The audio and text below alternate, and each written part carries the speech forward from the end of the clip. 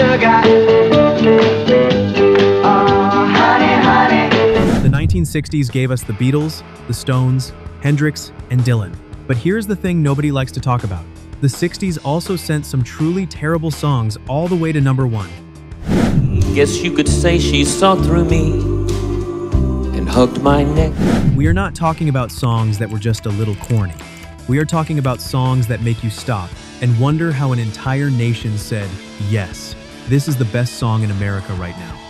Today we count down 15 awesomely bad chart toppers from the decade that changed everything. The cringe is very, very real. That sometime is not. It is the summer of '64. The Beatles have just invaded America. The entire country is losing its mind over British rock and roll. Radio stations are playing "I Want to Hold Your Hand" on a loop. And right in the middle of all that chaos, a 47-year-old man with a cocktail in his hand strolls up to the #1 spot and knocks the Beatles off the chart. Then every minute, every hour. That man was Dean Martin. Everybody Loves Somebody is a perfectly fine piece of old-fashioned crooner pop. The problem is context. The most exciting musical revolution in history is happening all around you, and the #1 song in the country sounds like it belongs in your grandfather's living room playing softly while he falls asleep after Sunday dinner. Dean Martin himself could not have cared less. He was more interested in golf than in music. But for 1 week, while the world screamed for electric guitars, America chose a man who sang like he was 3 martinis deep at a Vegas lounge.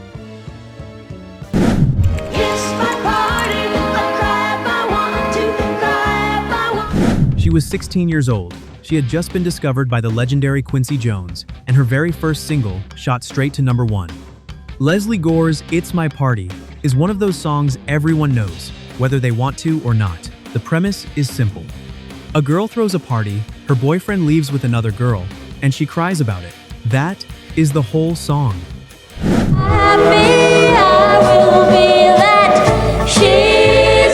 The sheer dramatic intensity of the crying, the wailing, the absolute devastation over a boy named Johnny leaving with a girl named Judy, it is a lot. It made perfect sense if you were 15 in '63.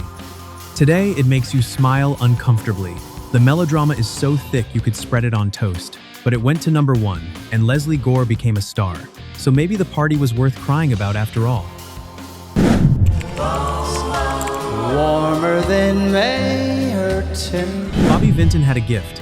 He could take any ballad, wrap it in velvet, pour syrup on top of it, and somehow convince millions of people it was the most beautiful thing they had ever heard. Blue Velvet is the ultimate example. She wore blue velvet. That is the hook. She wore a color, and it moved him to tears. The song floats and drifts like a slow-motion scene in a movie you did not ask to be in.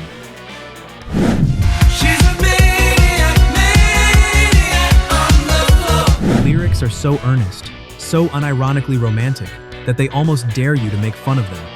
Critics over the years have called it excessively sentimental, and they are not wrong. But Bobby Vinton did not care about critics. He cared about feelings.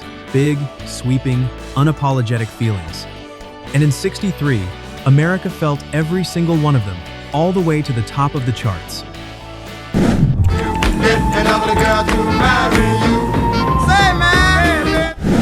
Here is a song that will make you laugh, make you dance, and then make you wince when you actually listen to the words. Jimmy Soul's "If You Want to Be Happy" spent 2 weeks at #1 in the spring of '63, and its message has not aged gracefully. The basic advice of the song is that you should marry someone unattractive, because a beautiful woman will cause you nothing but trouble.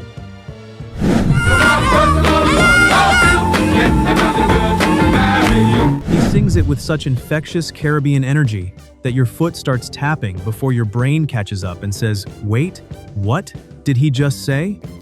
It was based on a calypso song from Trinidad, meant to be humorous and playful. Taken at face value in the 21st century, it reads like a list of things you should absolutely never say out loud. But in '63, America danced along without a second thought.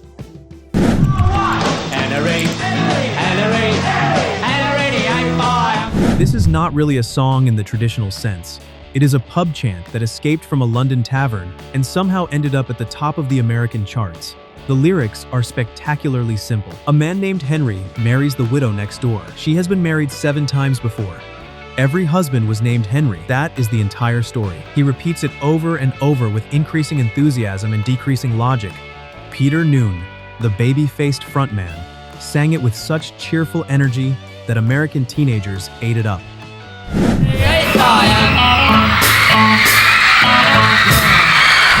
But serious rock fans looked at the charts and thought, this is #1 in the same country that produced Bob Dylan. The song dated back to 1910, making it 55 years old when it hit the top. And somehow, that makes it even more confusing. If I spent a week away from Chicago. 1966. The Beatles release Revolver. The Beach Boys release Pet Sounds. Rock music is reaching new heights of artistic ambition, and a novelty song about a cathedral goes to #1. Winchester Cathedral was deliberately designed to sound like it was recorded in the 1920s. Megaphone vocals, honky-tonk piano. You're bringing me down. Here's A deliberately tinny production that sounds like it is coming out of an antique gramophone. Creator Jeff Stevens recorded the whole thing by himself as a joke, and never expected it to become a hit. It is as if someone brought a horse and buggy to a Formula One race and somehow won. Do you remember hearing this on the radio and wondering if you had tuned into a station from another century?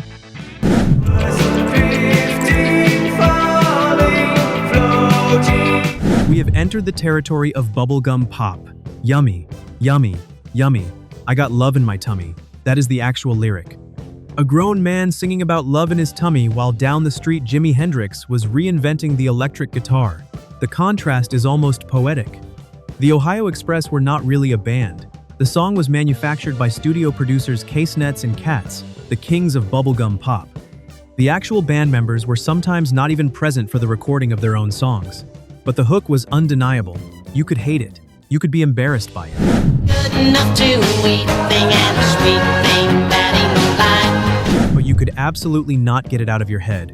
And in the world of pop music, that is really all that matters. With fellas hanging around you all the time. Dizzy is the kind of song that gets stuck in your brain and refuses to leave for approximately 3 to 5 business days. The melody spirals around in circles, which is fitting because the whole song is about feeling dizzy from being in love. It is catchy in a way that borders on weaponized. In a year that gave the world Abbey Road, Led Zeppelin's debut, and the Woodstock Festival, Dizzy sat at #1, like a brightly colored lollipop in the middle of a thunderstorm.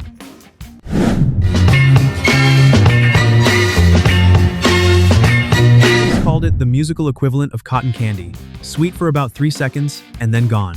But Tommy Roe took that song all the way to the bank, and it stayed at #1 for 4 weeks. Sometimes Dizzy is exactly where people want to be. America's Best 100. This one is different from everything else on our list. A patriotic military march, written and performed by an actual Green Beret who had served in Vietnam. It spent 5 weeks at #1, while the anti-war movement was growing stronger every day. Musically, it is a stiff, marching rhythm with straightforward lyrics about brave men fighting for freedom. It is a recruitment poster set to music. While protest songs filled coffeehouses and college campuses, Middle America bought millions of copies of a song celebrating the very war those protesters were marching against. He has died for those oppressed. Whether you find it moving or cringeworthy depends entirely on where you stand politically. That was true in '66, and it is true today. Its presence at #1 while the counterculture was exploding is one of the most fascinating contradictions the '60s ever produced. They're coming to take me away, haha, they're coming to take me away, ho ho, hee hee. No instruments, none, just a snare drum, a tambourine, and a man speaking in an increasingly manic voice about losing his mind after his dog runs away. Yes, his dog. Recording engineer Jerry Samuels created this fever dream under the name Napoleon XIV, and it climbed to #3. He rants, raves, laughs maniacally, and the tempo keeps accelerating until the whole thing sounds like it was recorded inside a mental institution. I cooked your food, He eventually pulled it after mental health organizations complained, which only made people want to hear it more. It is the kind of record that could only have existed in the 60s, when the charts were wild enough to let almost anything through the door.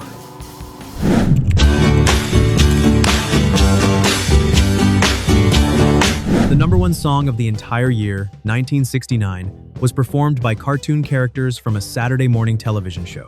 Not the Beatles, not the Stones, not Hendrix, cartoons. The Archies did not exist. They could not tour. They could not do interviews. They could not hold instruments, because they were drawings. I know how sweet a kiss can be. The song was written by Jeff Barry and Andy Kim, and performed by session vocalist Ron Dante. And despite everything about its existence being absurd, Sugar is devastatingly catchy. The melody is perfect. The hook is irresistible. You enjoy it against your will. But imagine being a serious rock musician in '69, pouring your soul into your art, and watching a cartoon band outsell every real artist in America. The cringe was real then, and it is real now. And I'm being good. 5 weeks at #1, and one of the most mocked songs in history. Bobby Goldsboro tells the story of his young wife who has died. He recalls the tree she planted, the way she laughed, the way she cried at sad movies. Millions wept, millions more cringed. Bobby Goldsboro delivers every line with such trembling sincerity that the whole thing tips over from genuine emotion into unintentional comedy. She was always young at heart, kinda dumb and kinda... The lyrics paint a woman who is less a real person and more a collection of adorable quirks designed to make you cry. She planted a tree. She was clumsy, and then she died, and the tree grew. Love it or hate it, Honey is a masterclass in melodrama. And in '68, America could not get enough. Has a song ever made you cry and cringe at the same time? Somebody yelled attack! A comedy record where a terrified soldier begs General Custer not to make him fight at the Battle of Little Bighorn. He stutters, whimpers, and jokes about arrows flying past his head. In 1960, America laughed hard enough to send it to #1. By today's standards, the song is deeply uncomfortable, turning one of the most significant events in Native American history into slapstick humor. This afternoon. Hey, Charlie, duck your head. The portrayal of indigenous people in the background effects alone would keep this song permanently locked in a vault today. Mr. Custer is a time capsule. What a Nation Finds Funny says everything about where that nation is in its history. Knuckle your head before you count to 4. A song about a caveman who rides a dinosaur and can beat anyone in a fight. Written by Dallas Frazier, who was only 14 years old at the time, which honestly explains a lot. The vocals are goofy, the lyrics rhyme with the subtlety of a children's book, and the Hollywood Argyles were not even a real band. Just studio musicians assembled for one recording who never had another significant hit. Daddy, ride high, yo, dinosaur. Long before algorithms and streaming playlists, a 14-year-old kid wrote a song about a caveman and accidentally created a #1 record. There is something strangely beautiful about that, even if the song itself is wonderfully, gloriously terrible. Lightning draw had just begun when I heard a blast that stung my wrist. The gun went flying. December 1964. The Beatles are dominating the world. The Rolling Stones are redefining rebellion. Bob Dylan is changing the very nature of songwriting. And the #1 song in America is a spoken-word cowboy ballad performed by the star of Bonanza. Lorne Greene does not sing. He speaks in a deep, gravelly voice over a cinematic orchestral arrangement, narrating a gunfight in a western town, not Ringo Starr, a fictional cowboy named Ringo. I knew someday I'd face the test. Which one am I? A television actor talking about cowboys outsold the greatest band in the history of music. If that is not the definition of awesomely bad, nothing is. Ringo is the ultimate proof that the 1960s charts were a wild, unpredictable, gloriously chaotic place where absolutely anything could happen. And sometimes, the most ridiculous thing imaginable actually did. 15 songs, 15 #1 hits, 15 moments when America collectively decided these were the best songs in the country. Some were cheesy, some were baffling. Some were genuinely impossible to explain. But every single one tells us something about who we were and what we needed to hear at that moment in time. If this trip through the strangest corners of the 60s made you laugh, share it with someone who needs a good cringe today. Tell us in the comments, which of these songs do you secretly still enjoy? This was Rock Memories, where the past still plays loud.